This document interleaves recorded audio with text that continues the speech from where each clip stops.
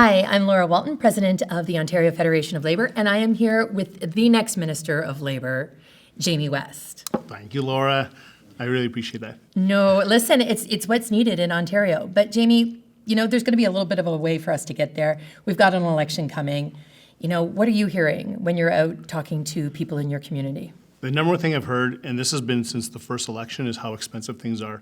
And every election, it becomes more expensive.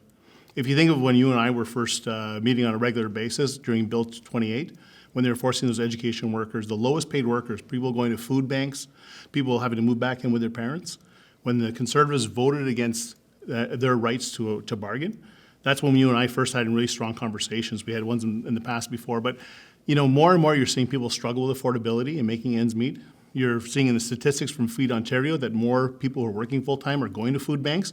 This is not a government on your side. This is a government who does not care about workers. And what we need is an NDP government who's going to actually fight for workers so affordability gets better and easier for them. Awesome. And I'm going to tell you, the OFL, we're out there ready. We're supporting you. We're supporting other candidates across the province. And it's a big deal for us to get out and vote. Why is it so important for people to get out and vote and bring a friend to vote?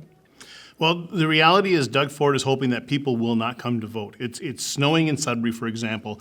It's cold out. People don't want this election. They're disinterested. And so the Doug Ford government is hoping they're going to pick up seats or carry the majority for another 4 years. The reality is if people come out and vote, we have an opportunity here to kick Doug Ford to the curb and to actually have a government who has the back of workers, who stands up for them, who understands how life keeps getting harder for them and has a plan to make life better for them. So the best thing we can do is get the vote out to stop a Doug Ford government from being re-elected and form an NDP government.